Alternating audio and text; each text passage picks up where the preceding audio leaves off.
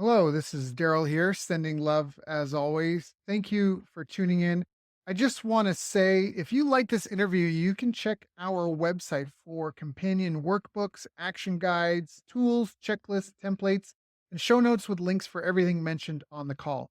Just visit bestbusinesscoach.ca. That's best, B-E-S-T, businesscoach.ca. Enjoy. Hi, I'm Daryl Urbanski, and welcome to the Best Business Podcast.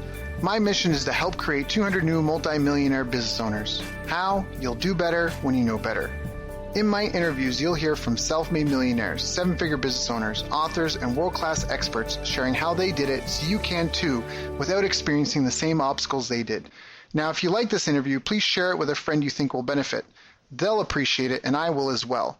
You can also connect with me on social media. Look for Daryl Urbanski, D-A-R-Y-L, Urban Ski, U-R-B-A-N-S-K-I, and add me so we can be friends. Now sit back, relax, and enjoy what I've prepared for you right here, right now. Hello, everyone. Thank you for joining us. My name's Daryl Urbanski, your host as always, and today we are joined by the one and only Brian Kurtz. Brian is here today because I've asked him to give us the insider secrets to being the world's greatest Little League umpire. I mean, obviously, as you'll find out, he's extremely passionate about his volunteer umpire obligations, but today he's here to talk with us about direct marketing, specifically lessons learned from mailing over 1.3 billion, that's with a B, pieces of direct mail and using it to generate tens and hundreds of millions of dollars. But before you try to pigeonhole him as a one-trick pony, Brian has proven himself as a master marketer in pretty much every single channel available. For example, on top of his direct mail experience, he was also responsible for buying more than $80 million worth of direct response TV spots over a 3-year period, which they used to sell more than 3 million books. He's been inducted into the Direct Marketing Association's Hall of Fame. He received its List Leader of the Year award, and the Direct Marketing Club of New York has also recognized his life work and accomplishments with their famous Silver Apple. And what I love most of all about all of this is how Brian is such a phenomenal human being who really deserves the recognition of what he's done. Words cannot describe the good in the world he has contributed towards, and he is so humble about it. He's almost too humble. I'm sure that'll come across. And his business career started as a list manager, and that's where he learned about audiences, demographics, and database marketing. Then on March 30th, 1981, he started Boardroom Inc., then known as Boardroom Reports Inc. And here he was able to work beside and learn from the great marketing masters and legends, Dick Benson, Gene Schwartz, and Marty Edelston, to name a few, among tens of hundreds of others. And for those of you listening, if you don't recognize any of those names, please write them down and look them up. That was Dick Benson, Gene Schwartz, and Marty Edelston.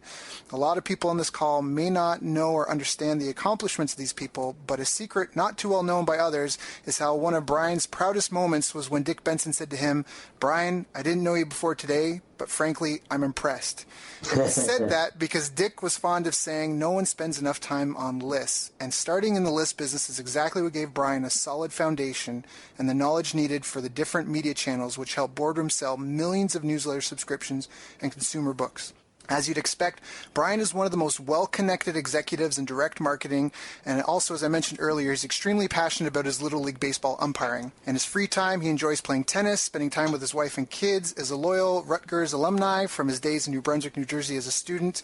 And one last accomplishment worth mentioning, but not money-related, was how in 2008, Brian was diagnosed with prostate cancer, and he beat it.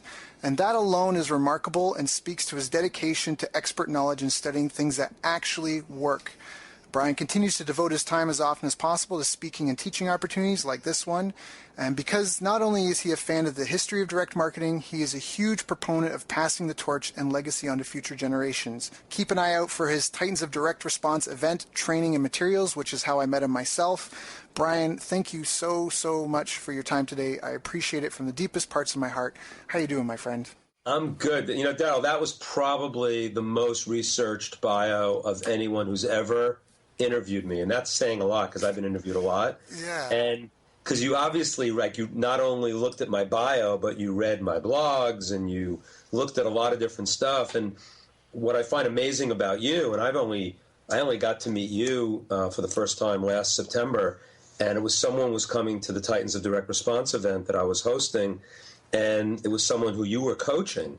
And this woman, Namita, who's just a wonderful woman, She was in Dubai, right? Right, yep. And she said to me, I really want to bring my coach. And I said, sure, and who is he? And it's this guy Daryl. I said, I never heard of him. And then, like, you came into my life, and I'm like, who? This guy's awesome. I mean, he's like, you spent, 3 days with us, and you were in our VIP group, and you were incredibly, obviously, you did the kind of you were doing instant research then, because we did 28 hot seats in 10 and a half hours that day, if you recall. Mm-hmm. And you were participating in every single one of them. So I'm just really impressed that you were able to rattle off all of that stuff about me and actually made me sound way more interesting than I am. No, everyone listening, this is what I'm talking about. He is way too humble for what he's accomplished. No, Brian, you're a great guy. And, that business dinner left that VIP business dinner left such a huge impact on me because you were so personal and so real in your relationships. It just makes sense that you started with like list management and understanding groups of people because you are just so good at getting intimate with people. And, at the dinner, you went around and gave a personal introduction to everyone. And it's only fair that you get that in return because it makes people feel really special. That night, you made everyone glow. You made everyone feel like superstars. And it was. I mean, it really was an event of titans. And it was an event that I'll remember forever. And that's why I made sure to mention it at the beginning of the call because your content is just phenomenal. I do follow your stuff. You're a great man. And it's just an honor to have you on the call. So thank you so much. And we could talk about some of that stuff about, that dinner that we did there and what that's all about and how people can really contribute and connect in their lives. So I know, this is a little bit of jazz, but we had some questions that we wanted to cover, but I really would love to make sure your listeners get some actionable things out of this call that they could put into their own lives to make their lives more fulfilling. Yeah, no. Trust me, I'm going to squeeze everything I can out of that. All right, good. Yeah, it's good. But how did you one thing I couldn't figure out, what I wanted to include in the bio, but how did you even get into list management? Because it's, back when you got into it, it was such an obscure thing. Like, it's not a carpenter, it's not one of your traditional, trades. So how did that even come about? Yeah, it was funny. That was like the joke back then in 1981 was I was voted in my high school yearbook most likely to become a list manager. So I didn't. In fact, I came into the list business and someone said these guys called list brokers who recommend lists. I go, a list broker? They work on Wall Street? What's the deal with that? It's like, right. So yeah, I didn't know anything. So just quickly, and there's a lesson in here too. I think when I was a senior in college. Like most seniors in college, wondering what I'm going to do with my life. And I was trying to figure out, it was a bunch of different things. One was, maybe I become a professional baseball umpire. One was maybe I become a film critic for a newspaper because I was into movies and I was the film critic for my school paper at Rutgers. Another thing was, like everybody else, I thought maybe I'd just go to law school or become a CPA so that my parents would think that my education was worth something. And so, you're going through all these stages in your senior year. And so I remember that halfway through my senior year, I went to Rutgers, which is a suburb. It was in New Jersey, which is close to New York City. And I went into New York City, and I actually started I actually visited some headhunters. And I said, I'm graduating, in May. And this was January. And I said, I really want to have a job when I get out. And these headhunters looked at me like, what, you can't get a job. I can't recommend you for a job now. You're not graduating for another 6 months. But interestingly, my whole life's been about serendipitous stuff. So sometimes you do something. So I was basically going to the city to try to find a job for May or June in January, which was never going to happen. And yet a particular headhunter fell in love with me. And why would a headhunter fall in love with me? I don't know. But I went to see this guy. He had a kid about my age. He said, I think it's so, not many kids come to the city in January of their senior year when they know I can't send them on interviews yet. And yet you wanted to come meet me. That's so cool. And then we got to know each other. And then so when I graduated, I thought I didn't end up doing the umpire thing. I didn't end up doing the CPA or law school thing. And I said, I'm just going to get a job in a publishing company since I know how to write and I knew how to read. I was an English major. So, and I am getting to the point of how I got to be into the list business. Yeah, no, so, But it was interesting because basically I went to college. I learned how to read and write because I was an English major.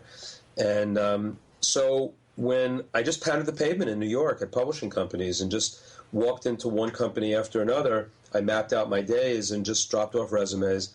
And eventually I got a job at a play publisher. And it was a theatrical kind of company. They didn't pay me. They paid me less than $10,000 a year at the time. And I was living at home with my parents and, not having a great time. Mm-hmm. Ironically, the block that this company was on 45th Street in New York, across the street from that headhunter I had gone to in January. Oh, wow. And I had stayed in touch with the headhunter, and he started sending me on interviews. And, in fact, one of them was at Playboy magazine, as a matter of fact. And I remember that one. Why do I remember that one, right? Eventually he says to me, there's this one company, Boardroom Incorporated. I've been sending people there. The guy who started it's an entrepreneur, Marty Edelston, and he started it in 1972. He's growing. He's looking for good young people. You're the kind of guy that he's just going to love.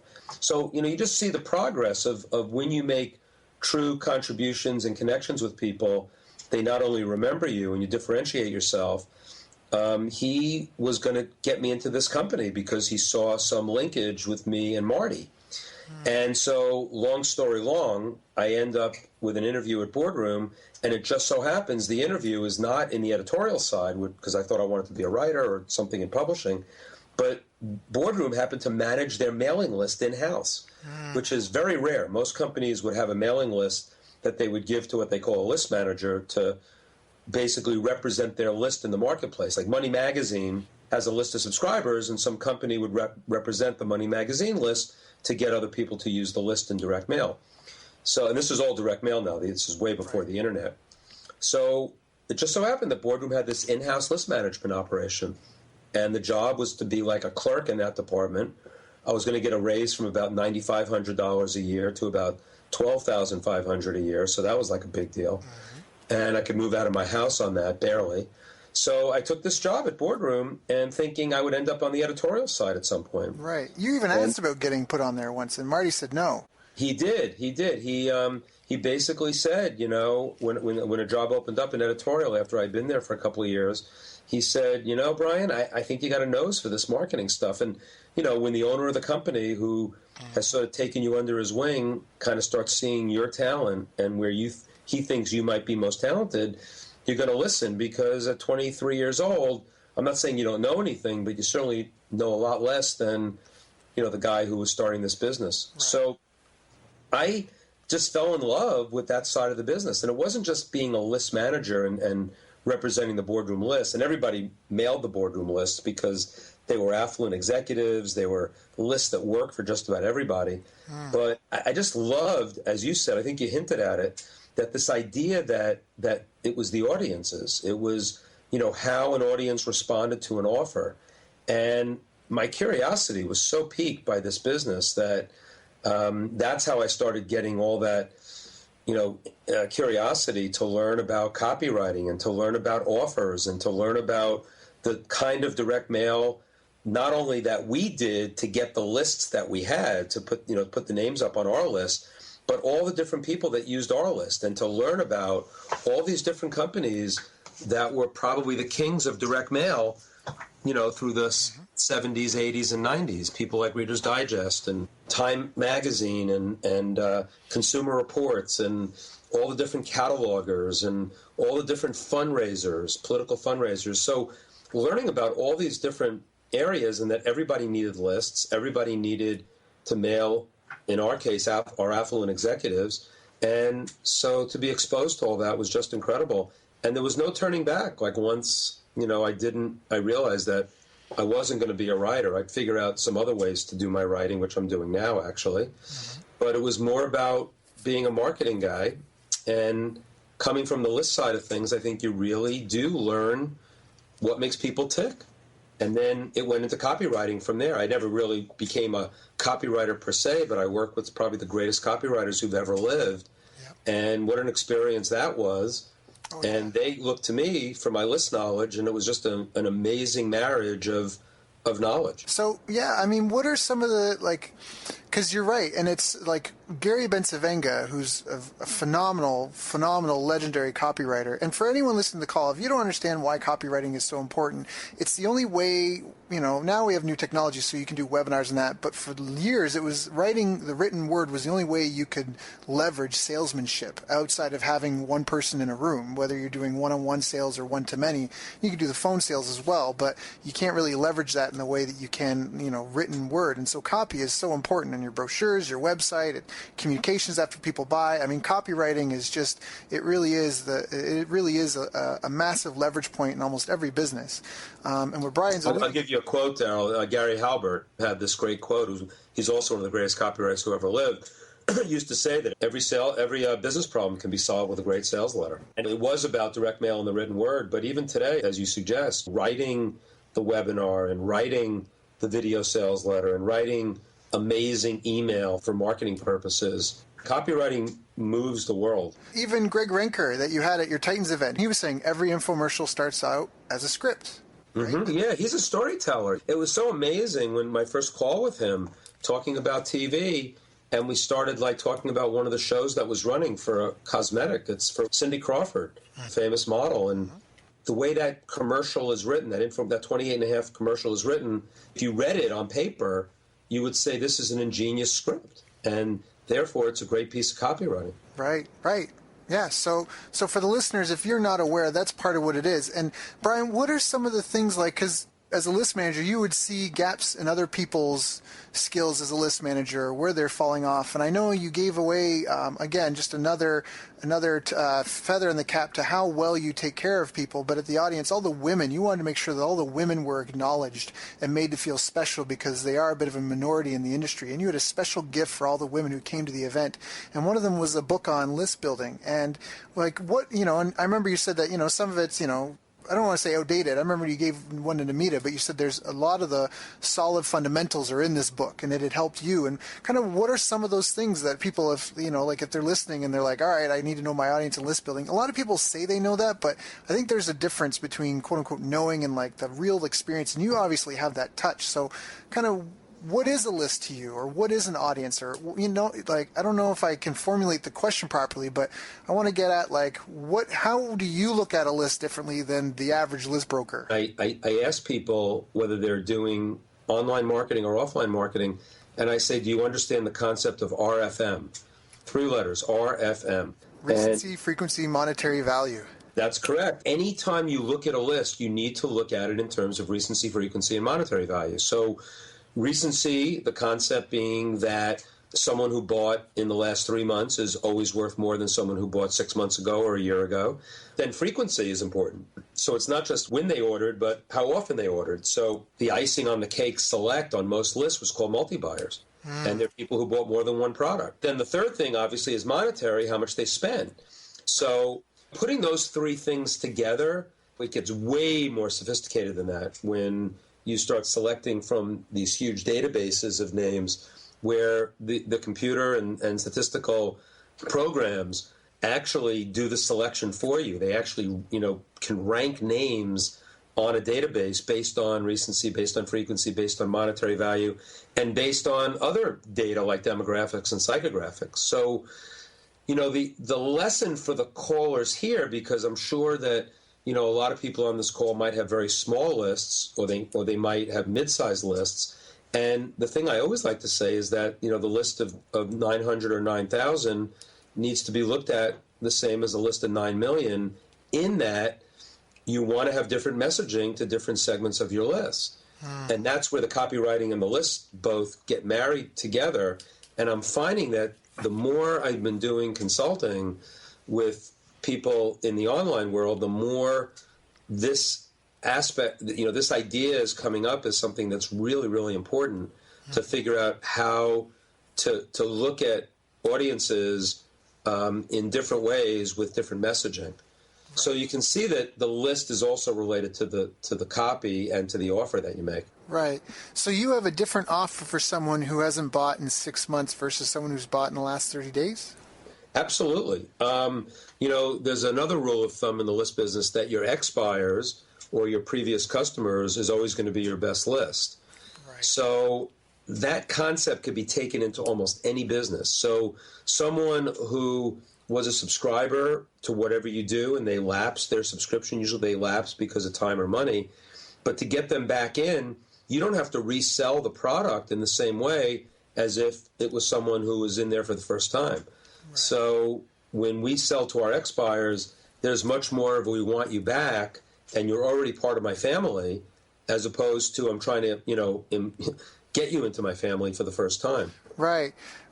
So if this were to be like, say, instead of trying to sell product, I'm just trying to get someone to go with me to the movies. The concept is the same, that if I wanted to get people to go with me, if I called up a buddy who went with me to the movies last week, it'd be more likely he would be able to come with me versus someone that went with me to the movies a year ago. Yeah, absolutely. And selling them on it, assuming you had a good time, and you got to find out what the objections were, like any good salesperson, right? Mm-hmm. So the objection of why they no longer want to come or to the movies, or why they no longer want to subscribe to your newsletter, or why they no longer own your product or are active in your product or what you do, now becomes the way that you have to resell them, because you have to sell them based on those objections. Whereas the new person, you're going to learn a lot from new prospecting as to what you think are the biggest benefits are of your product to bring someone into the fold for the first time. Right. And so, and that's why testing is so important. I mean, there's no one answer to any of these things, and it's why you test different copy approaches to different audiences, and it's why you test all the different segments of your list differently. That's so powerful. I already know, and it was such an aha moment for me when I was in Boardroom's office, and I remember asking that. I was talking to some of the people, and they were just saying, of all the data points that you track, RFM is the most valuable. And you guys have millions of customers, and that just blew my mind, because it's almost like you said, like you have to treat a list of 900 the same as you would a list of 900,000. And that's just really, really, really awe-inspiring to me. Now, what were kind of some of the major challenges, I guess, that you had in your career with Boardroom? I mean, now you're launching your own thing, you're stepping out in the foray, and people are kind of fighting over you. We were kind of laughing about that before. Now that you've got more free time, your evolution as a marketer yourself and in learning the business, what were some of your biggest challenges? I always wanted to, you mentioned it before in my bio, that I always wanted to sell our products on TV. I always felt that it was such a big medium that we were not tapped into. And early in my career, I couldn't figure out a way to get into TV, because back in the early to mid-1980s, most TV was 1 minute and 2 minute commercials. And to sell a product like ours, which was not that well known, whether it was our books or our newsletters, it wasn't like selling.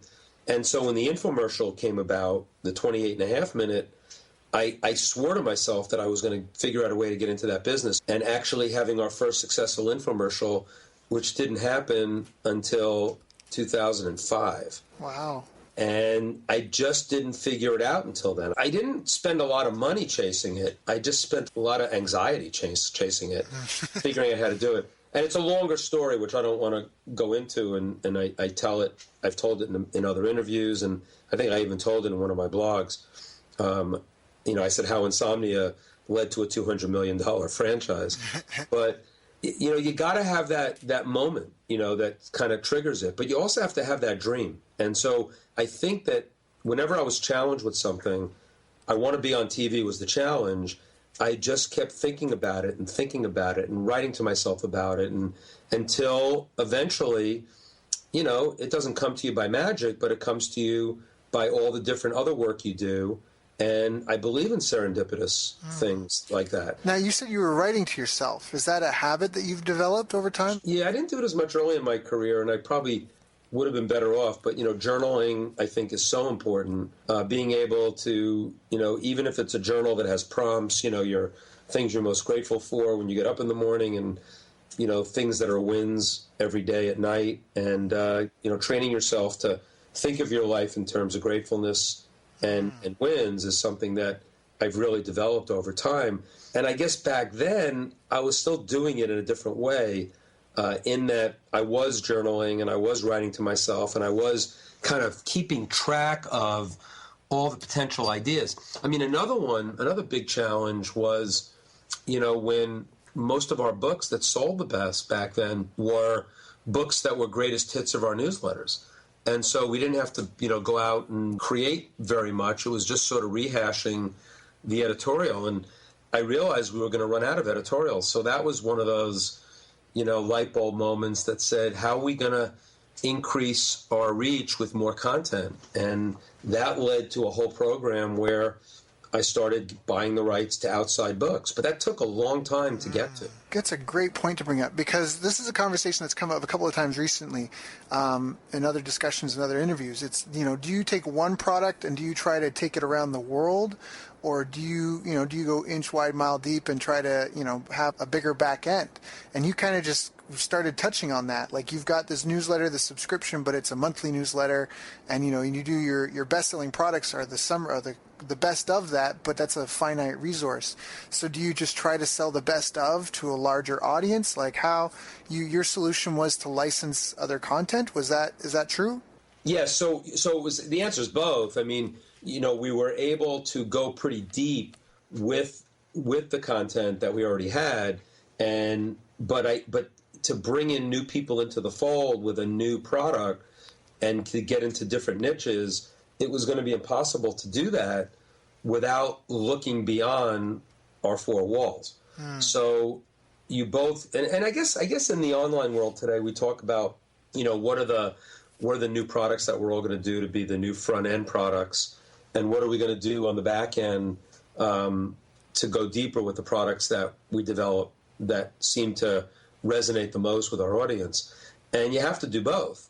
Now, I do know that a lot of the places where I hang out, in the mastermind groups and the people I like to hang out with, they would much rather go a mile deep and an inch or two wide as opposed to going a mile wide. And I think that that's been a prescription for the business models that have had the most success. And every time I think about going too wide in whatever I do, or when I'm consulting to someone who is not niching down enough, I kind of remember some of the challenges that we had at Boardroom where we were not niching down enough and we weren't too wide. And I think if we had some great successes with going wide. I mean, Bottom Line Personal at one point, it was always close to 500,000 subscribers, which is a really big subscription list at, $39 subscription. But, there are a lot of people who we were competing with that were very happy with 100,000 subscribers at, hundreds of dollars, which was a whole different model in the newsletter business. So I think that going forward, I think being in so again, to go back to your question, one of the big challenges that I always faced was, our products were a mile wide and an inch deep. How did we figure out ways to go a mile deep? And it was a big challenge, and we didn't always meet it, and we had a lot of failures doing that. But that's how you get to your successes.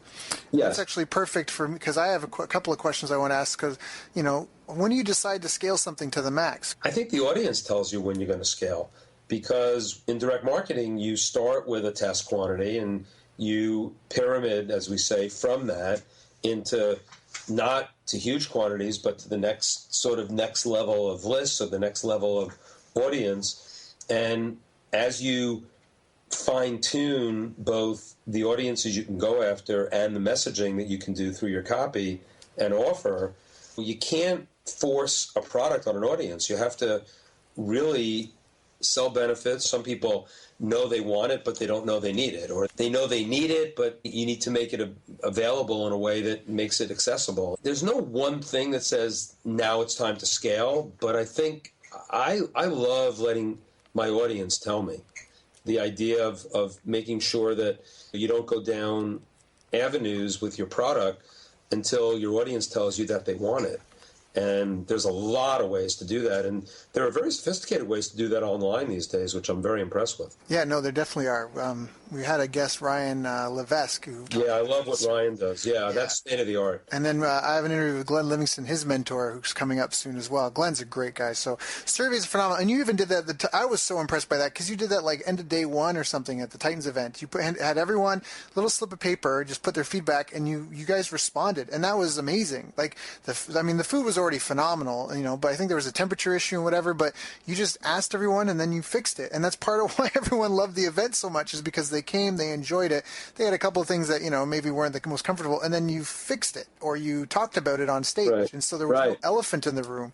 And that just, people feel heard, they feel catered for. I mean, that's just phenomenal. So when you talk about letting the audience tell you when to scale, I mean, what does that mean? When does it go to 4,000 pieces of mail in a week? Like, how does the audience tell you that? I mean, I'll tell you, again, the beauty of direct marketing is that everything's measurable. So I really would never scale on something that, isn't working. And that sounds kind of silly to say it even like that. But I also don't give up so quickly. So one of the examples I think I give in my light bulb speech is when we made the decision to, we did some research, and there was a lot of evidence out there that the United States is basically, there's a diabetes epidemic in the United States. Mm-hmm. And it's not just diabetes, but it's pre-diabetes and how we eat and how, we're kind of killing ourselves. Yep. And I remember the conversation with my partners at the time was, I don't even want to survey our audience whether they want a book on diabetes. We know they need a book on diabetes. So what we did was we needed to come up with the right messaging for such a book. And it was an amazing experience to not force a product on an audience, but because and again, this was something that Gene Schwartz taught me, that if you understand what's going on in the world, and Gene was a voracious reader, and that's what made him a great copywriter, he always knew where the needs were in the world because he read everything. I mean, he read the National Enquirer, and he read Charles Dickens, and he read, all the current novels, and he read, all the top, nonfiction books, and he just had a sense of what people needed, what they wanted. And I was really proud of ourselves that, in the case of this diabetes book, we recognized something that we knew and we knew we wouldn't give up if the first test didn't work. And that's the other thing about direct marketing is that, you can walk away after the first test when it doesn't work, but you also could, keep your resiliency because you understand how big the universe is for that particular offer, for that particular interest area, for that particular problem, for that particular thing that needs addressing in the world. And so that was a really great lesson in when to sort of, when to break the rules. There's a great Picasso quote, you follow the rules like a pro so you can break the rules like a master. I like that. I think that's the quote. I'm close. I'm close. You said it well. Even if it's not, you said it well. But that's the concept. I mean, the idea that we've been doing direct marketing for so many years, and we understood how to test and how to roll out and how to pyramid, as they say, and how to decide when to scale, using your word. But we also knew the signs of what things we needed to notice. For example, we would do things like we would mail a small universe of names, and we'd see that the women who responded were a much higher percentage than the men.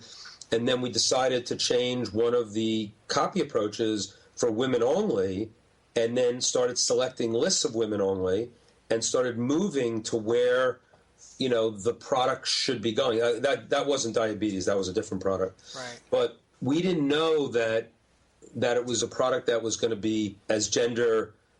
We thought it was going to be a gender-neutral product, and it wasn't.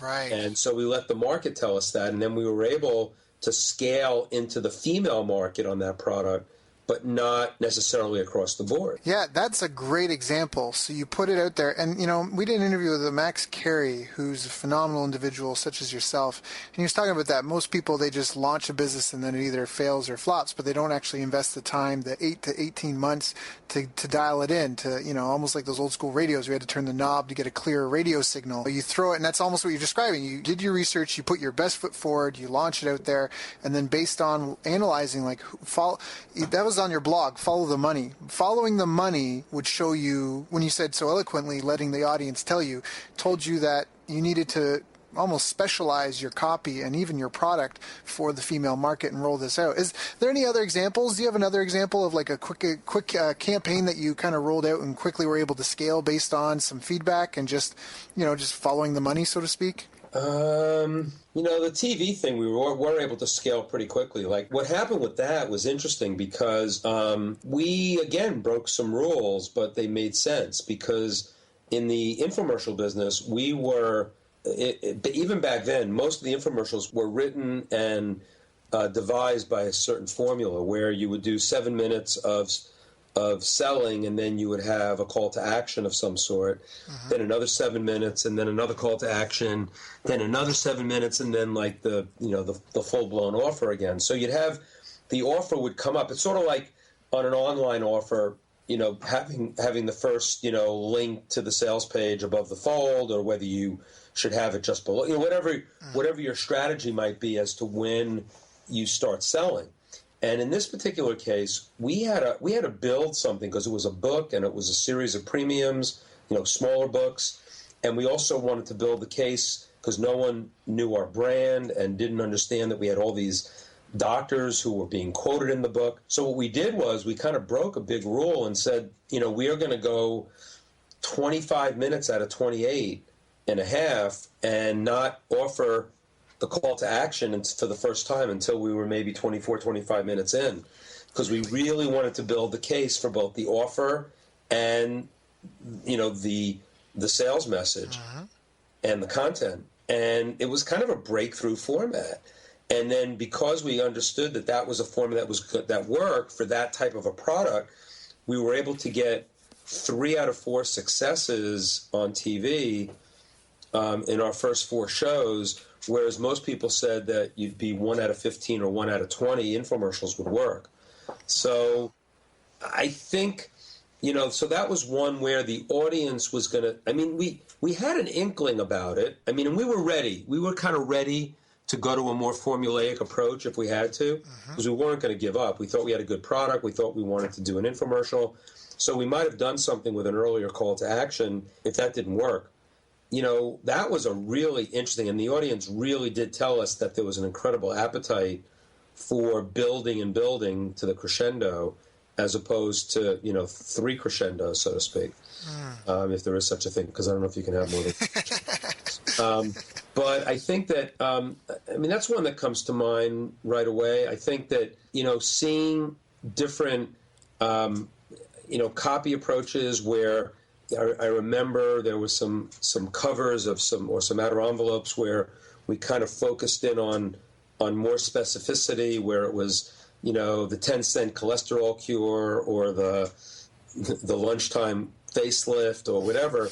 There was a whole series of kind of not that it's easy, but it's simple for people, and that you kind of put some specificity on it. And that was just a theme that ran throughout so many other things that we did. So we were able to scale from one product to another without ripping off the copy from one product to another, but, using kind of that general approach. So they're just, you kind of follow. One of my mentors, Adolf Auerbacher, had a great quote. He said, always follow the anecdotal evidence. And I kind of still live by that. There's so much evidence out there, and you just have to listen for the clues.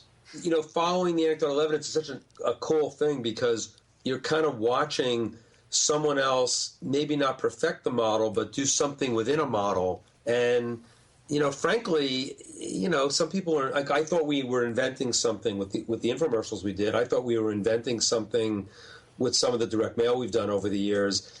And in a lot of ways, we were just sort of perfecting a model that was kind of a variation on something we had seen. And, those are usually the biggest things, the biggest successes that in my career anyway. Now, were there any of those campaigns that you thought would have done well, or, that you thought it would scale, but it didn't? Is there ever a time, we talk about direct marketing and how, it's measurable and therefore you can track your numbers, and as long as you're profitable, you can feel confident scaling. But were there any time, is there any case where you can't trust your own numbers, or what do you do if you have, inaccurate data or you're not sure, like how to, because a lot of people, direct mail is it can be really easy to trace your results. coupons and, department numbers and all sorts of things. But online, it can get convoluted for people. They don't know where a lot of their business is coming from. And, for anyone listening, the history of direct mail is such a great teacher for how to use online marketing. It's where I got a lot of my own education, because it's the same principles. It's just applied digitally, and and in some ways it's more robust. And here's a really great tip I've heard, and Brian, maybe you can chime in on this. I've heard people testing sales letters online first because it's so easy to get traffic and eyeballs and so easy to make changes, and then they take their proven letters and they drop those in the mail. Have you ever heard of that happening? Yeah, there was a lot there, Daryl. So I'll start with the end of that. Yes, the answer is yes. I mean, we've actually done surveys for new products online, and we're able to move them into direct mail with some confidence. Not always, but usually. I think testing copy online, that can eventually be used in print, in direct mail, in TV is also doable, because online is a lot cheaper. So, the thing is, human beings are human beings. And so, what makes people move and what makes people vibrate is somewhat universal. I mean, that's why Breakthrough Advertising is still an amazing book, even though it was written in 1966, because human nature hasn't changed. Yep. And it was the same way before 1966 as well. So that the online to offline testing methodology, very, very useful, very, very important, and it is doable. But your whole thing about all your questions about measurability, very, very important. I don't think there's any excuse for anybody, no matter what your medium, to not track your results. Now, you are right that not knowing where the orders are coming from. This was a discussion that we had at Titans with Greg Ranker about it, what they call attribution. Right. And they're running an infomercial and they don't get a lot of orders, but then all of a sudden more people come to the kiosks for Proactive, which is the product that was being sold on the infomercial. And how would you track that traffic to an infomercial? And so they're trying to devise all sorts of sophisticated ways to kind of figure out where people are coming from and whether the media that you're buying is paying for itself. But I will tell you this, that in direct mail, because it was so expensive, you had to track everything down to the penny almost. Whereas in online, you can get away with a lot more mistakes because how cheap the media is for the most part.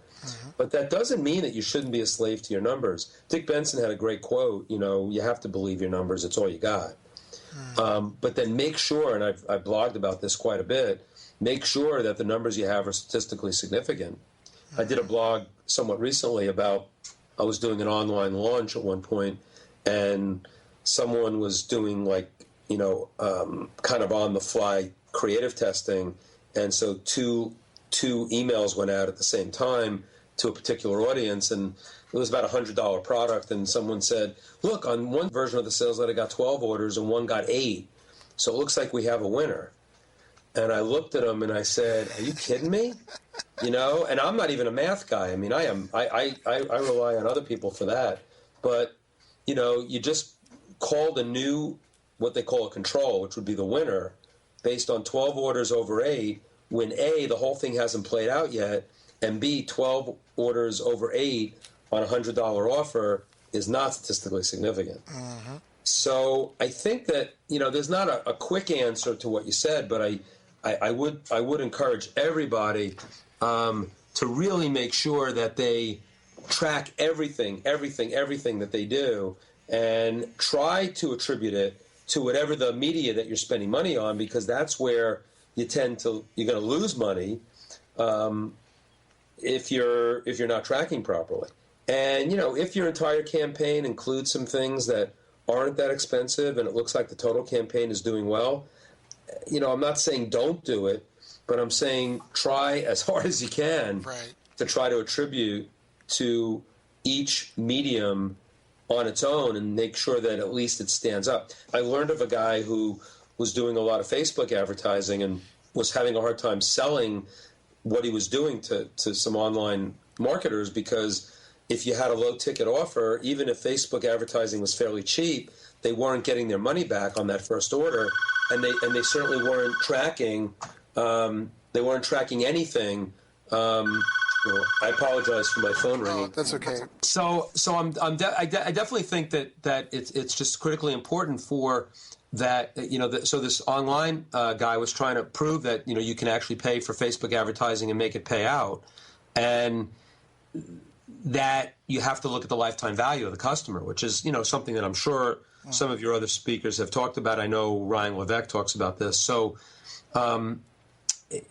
You don't want to just take what you spend in media and decide whether it's going to work or not going to work based on that first order. So that's the other piece of this, when tracking and making sure that everything that you're doing is paying out. Yeah, you need to know the lifetime order, because marketing can be really expensive and it can be so hard to make your money back in some instances on your first sale. And even if you do have something that's selling well, when you try to scale and roll it out, your numbers are probably going to flatline and that product will not continue to produce the ROI that it has.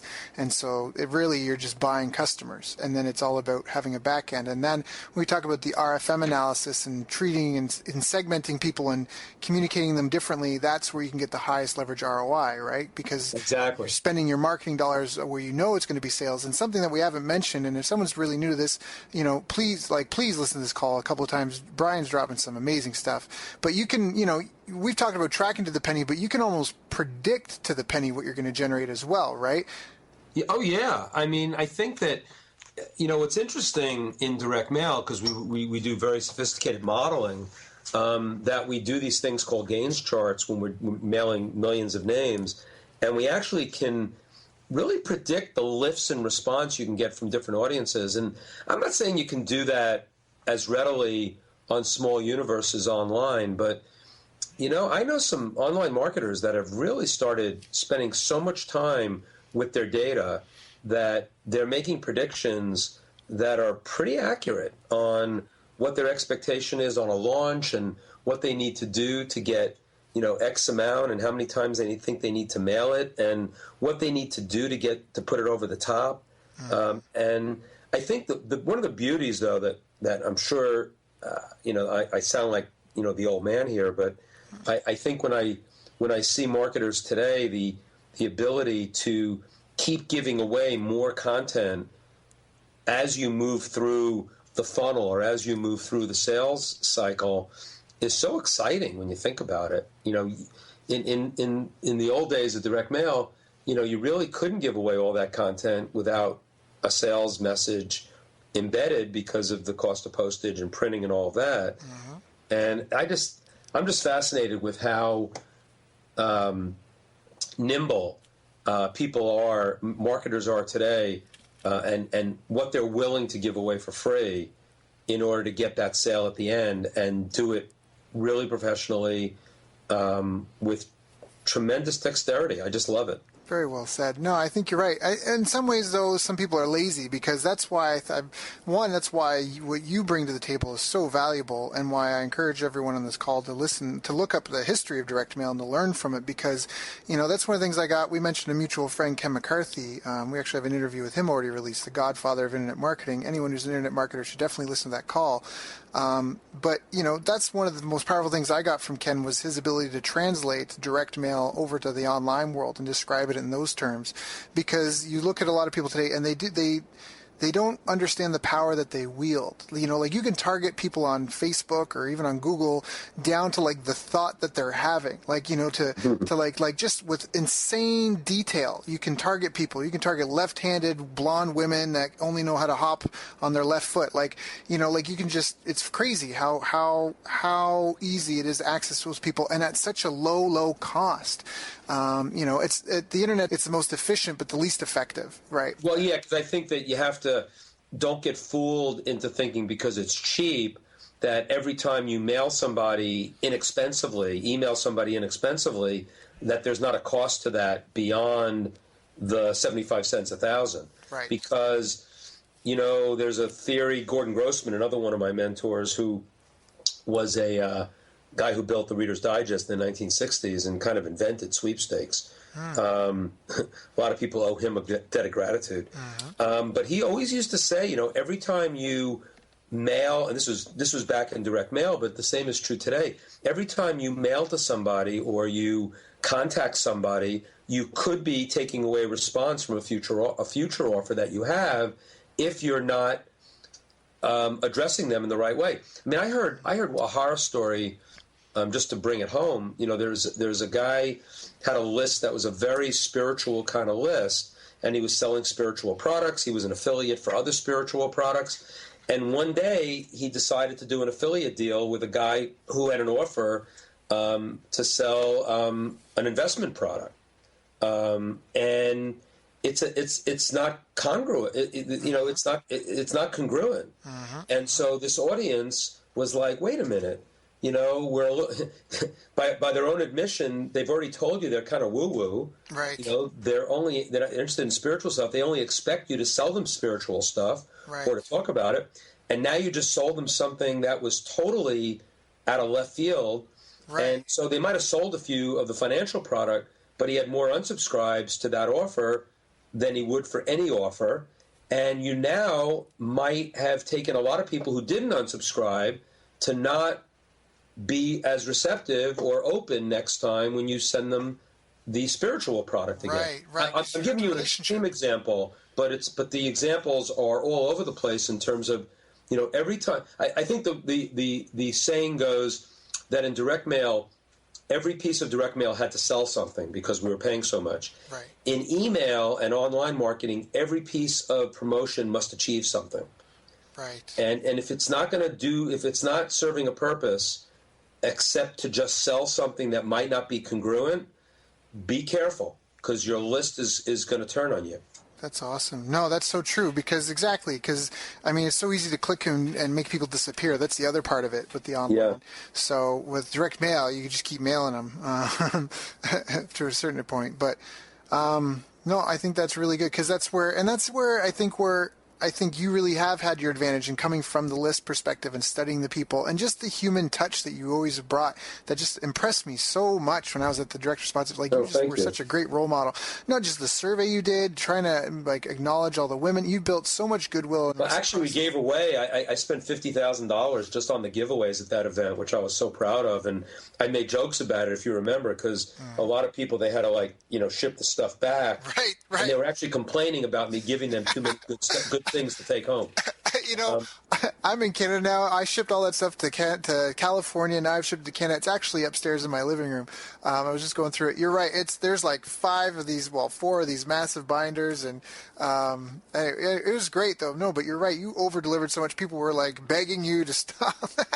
But over-delivery is actually a kind of a tenet of direct marketing. The idea that you always give the customer more than they ever would have expected. And that's true if you're selling a subscription to a magazine. Give them a free phone, or give them a free whatever. The old Sports Illustrated, you get a football phone, right? Mm-hmm. But everything, how many premiums, how many bonuses am I going to give you when you buy the initial product when you're doing anything? So, over-delivery will never go out of style. Mm-hmm. No matter what you do, whether it's online, offline, whether you're a solo entrepreneur or whether you're in a big corporate environment, that's something that is such a great marketing lesson that, in terms of over-delivering. Yeah, I agree. You definitely set a great example. I want to be respectful of your times, but there are 2 things I wanted to ask you. One is just I wanted to ask you about the habits that you that the most successful marketers and business people have had. I read an interesting article earlier today actually about how average people, successful people, they only sleep an average of 6 hours a night and stuff like that.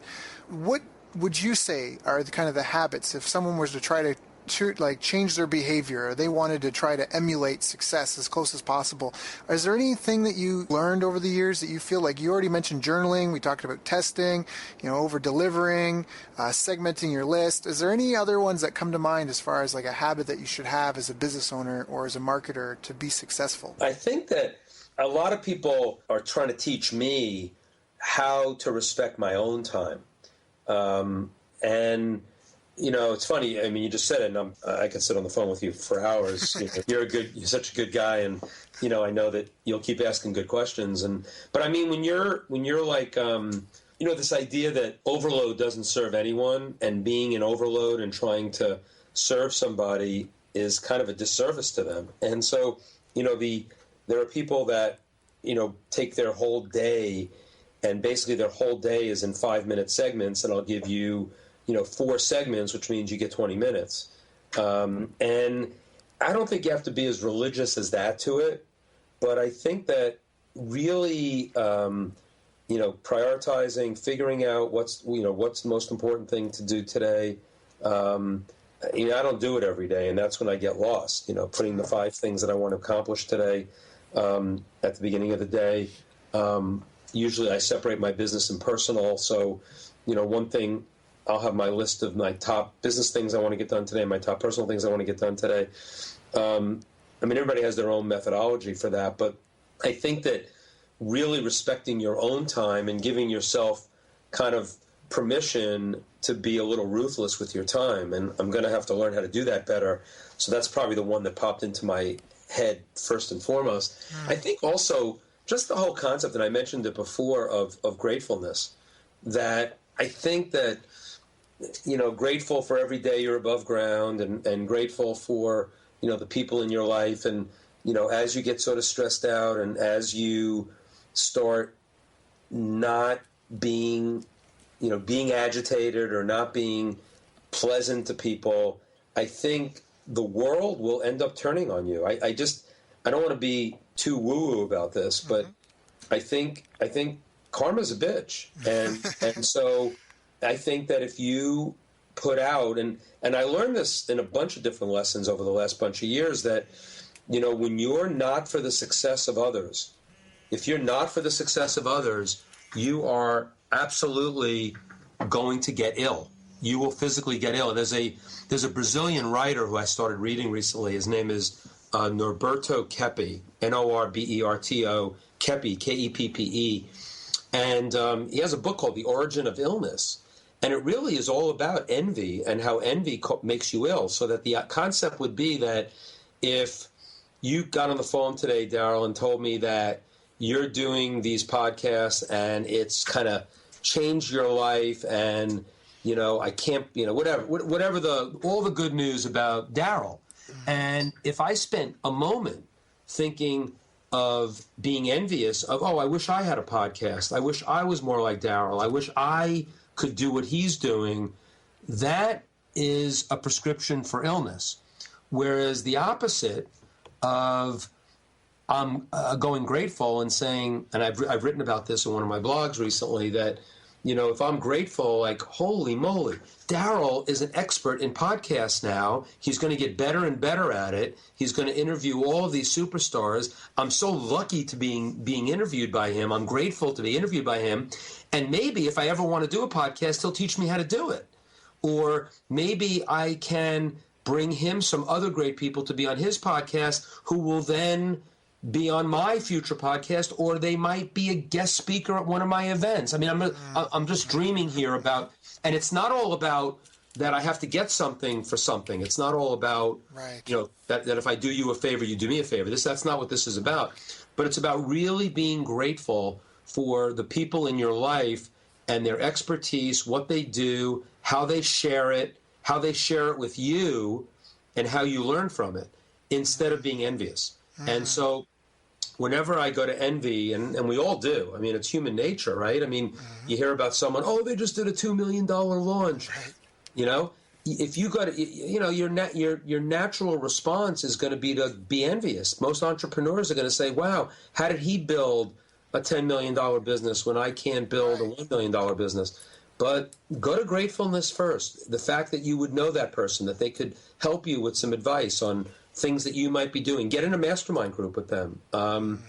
That's gratefulness over envy. And I think that that's one of those concepts that's been around for a long time, but it's one that's really been hitting home for me. And you have to wish people well, even if you don't like them, too. There are people in your life that maybe were mean to you, or they did you wrong in some way, but all of that is victim language, right? I mean, and anything where you make yourself the victim is probably not going to get you to get to the next step, in your own growth and your own achievements, and it's going to hold you back. That's awesome. That's so awesome. Brian, my only last question, is there anything that I haven't asked you that I should have asked you? I don't know. I mean, I think a question that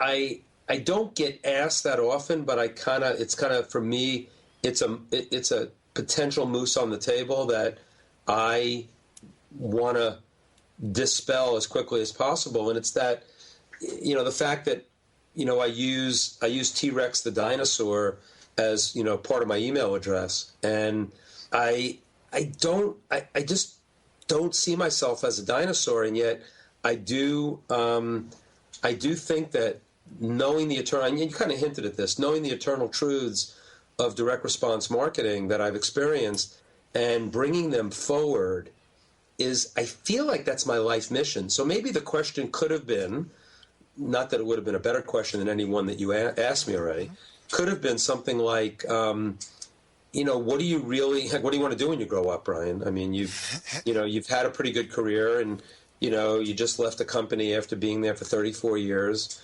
going out on your own.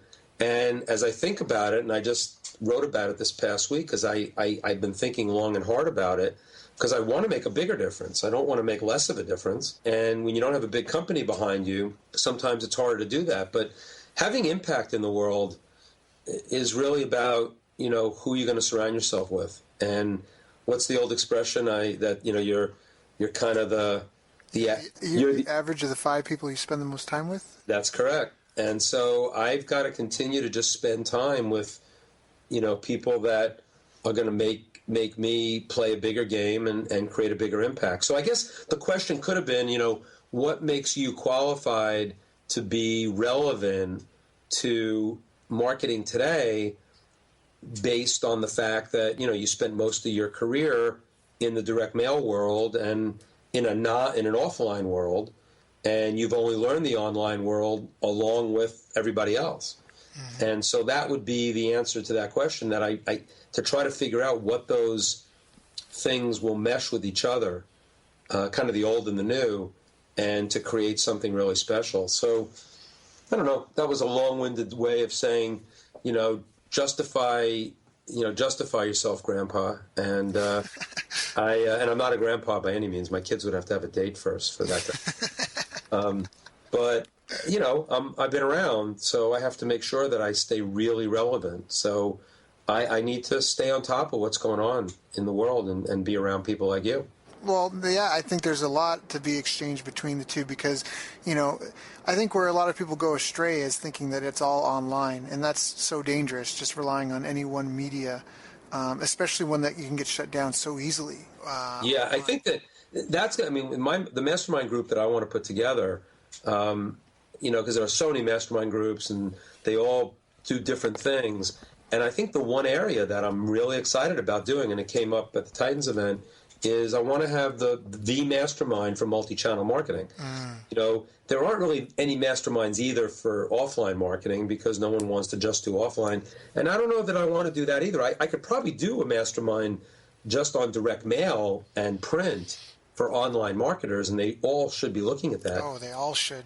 But I think it's bigger than that. I think it's multi-channel marketing. So the idea would be to bring together a lot of great offline and online people, some who are in both camps, but have great experience and great success in either one at least. And that, I think, could lead to some exponential growth in terms of the media that we choose going forward, and then how we use the media. Your point about using, online for surveying to get into different areas of print, to figure out how to do radio to maybe get into TV, which is something that is done very often. To use, believe it or not, newspaper space advertising in certain categories as an entry point. And because newspapers are kind of desperate for the revenue right now. Really? I mean, things like that, Yep. I think, are really exciting. Oh, they are, because there's so much potential. I mean, we touched on it earlier as well. Like, the internet is efficient, but it's so ineffective. Yes. And so that's where if you can test online and take it offline and do any of the things that you've been talking about. I mean, you can test audio, you can test commercials on YouTube, inline streaming, you can test all that stuff. In fact, I saw a commercial on YouTube last week, and then it was an infomercial, and then I saw it on television like a couple of days later, and I was just so surprised I'd seen that, and they didn't seem to be like a big player, and I felt like I knew what they were doing.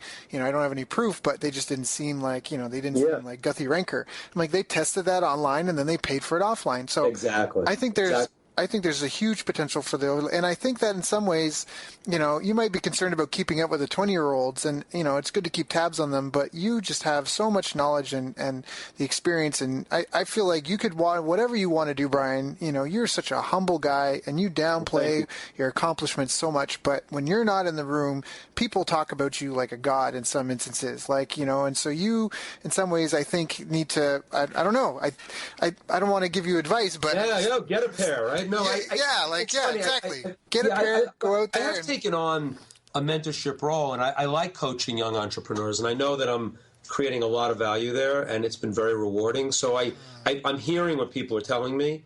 It's I do have to step into that. I think you're absolutely right. Yep. So thank you, and that was very complimentary, and I really appreciate you saying that. You reminded me, though, there were two, going back to the multi-channel thing, though, there were two specific things. I think they're both on my site. One is a thing that's titled "Everyone's Going Right, Time to Go Left," and it's an interview that Joe Polish, who's a great marketer, did with me, and it was about direct mail, but it wasn't about direct mail as a lead generator or as a front-end marketing tool, but it was using direct mail on the back end of online marketing, so that some of the things that you kind of hit home when you were talking before about online marketers as they move up in the Ascension program or in a funnel where the pricing is getting high. There is still a lot of room for physical product and offline marketing, and that's what we kind of talked about in that interview. And then I think there was another article there, or at least I know it's on Copyblogger, and it's on my blog, and it was something like... your blog, briankurtz.com. We said that your website so many times. I just want to make sure... No, it's briankurtz.me, not .com. Briankurtz. Yeah. Kurtz. B-R-I-A-N, K-U-R-T-Z. BRIANKURTZ.me. Correct? Yes, and that has all my, has some articles. It has, an opt-in, free interview. It's all free. And the other one, there was an article I wrote. It was like how paying postage made me a better direct marketer. And it's not like, I made the joke that, just because I paid postage doesn't make me some martyr. But, when you're paying for postage and printing and all of that, what went into the sales message and what went into what we had to do before sending something in the mail, that same discipline can still be true online. What you said before about, why be flippant with your messaging online just because it's cheap? Yep. So I'm a real believer in those kinds of messages. And when I've consulted with some people, we've spent a lot of time on email and online messaging that is much more powerful than what they're doing. Even though what they're doing is working, it may be working, but it's I think you used the word lazy. It's lazy, and therefore it could be turning more people off than you want. Yep. And I say to people all the time, if you can get your open rate, if your open rate's 18% and it can get to 28%, and then in a weekly situation where you're delivering content, when you're ready to sell something and they're opening at that, moving that open rate by, some small percentage could be game changing for so many businesses, especially if they have high ticket products. So, I think, coming full circle, we started in lists and then we went a little bit into creative. Ignore list selection and segmentation and creative that goes with it at your own risk, even if it's cheap to send email. And if that would be a big message I would want to, leave everybody with. And it's probably the thing that I'm spending the most time on working with when I have consulting clients. Brian, thank you so much for your time today. Thank you so much for all this wisdom. I've almost gone through an entire notepad of Post-it notes. Oh, thank you. Please keep me in tune. Everyone that is listening to this call needs to go and get on your list because you just have phenomenal stuff. You're just of such impeccable character. And when you do want to launch that mastermind, I strongly encourage you to send me your sales letter. And again, everyone listening to this call would be well advised to get that letter as well. So once again, the website is briankurtz.me, BrianKurtz.me. Is there any other way for people to get in touch with you, Brian? Yeah, I mean, I'll give an email. You know, I don't check it all the time, but you know, it's the one that's attached to my LinkedIn account. And if, you know, people had a question, I do get to it. So, and I do try to respond to all my email. And I use, going back to the dinosaur, it's T-Rex Cowboy, T-R-E-X Cowboy. So I'm T-Rex the dinosaur and the internet cowboys, right?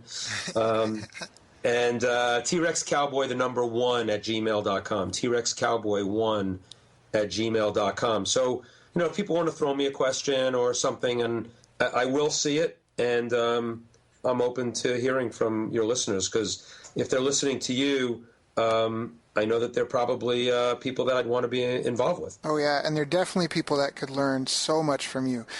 Your event was definitely one that left a huge impression on me. One, as a role model for how to host an event, how to take care of people, as well as just the caliber of people you were able to get there in the room and the speakers that were there. It was phenomenal, Brian. It was such a great way to meet you and just how you conduct yourself. And anyway, you're definitely someone that I hope to have a long-standing relationship with. And same here. Yeah, so thank you. In fact, you're the one that inspired me, you know, because you were coaching some young entrepreneurs, and you were one of the, I think I told you this in an email, that you were one of the influences in that, because I'm not going to make a lot of money doing that. I mean, because most of the young entrepreneurs don't have a lot of money, but it's really, I know that I can provide so much value, because that's where my experience, I think, can help when they're just asking me business questions and about trying to make decisions. And I just wanted you to know that you inspired me in that area, because I know you do some of that. So thank you. Thank you, Brian. Thank you. Yeah, I'm grateful for this call today, for sure. I've been looking forward to it for a long time, and it was just as good as I had hoped. So. Oh, thanks, Daryl. You've reached the end of our interview. Now, first, let me thank you for listening. I appreciate and respect you more than you'll ever know. And now I'd like to ask you a couple of questions. First, what 3 lessons did you just learn? What 3 aha moments just jumped out at you? Second, what can you implement for yourself and your business in the next 24 hours? Third, what can you give to someone else to help you with, or give to them to just do it for you? Whatever it is, remember, taking action is the secret sauce to results. Now, if you think this interview would be helpful for a friend, please give them a link to it. It'll help them and it'll help me too. I'd also like to invite you to help me find out more about the challenges you're facing, your dreams, your goals, and how I can help you overcome what's holding you back. We both do better when we know better, and your success is my success. So please reach out and interact. You can visit our website, bestbusinesscoach.ca for Canada or California, where I'm from and where I'm living. You're welcome to also try out one of our paid programs. You can find us on YouTube, Facebook, and pretty much every other social media channel you can think of. You should also subscribe to the podcast, and if you're enjoying them, please leave us a nice review. It really helps. That's all for now. Once again, thank you. Take care of yourself, and remember, the world needs the best business you can build. And I believe in you.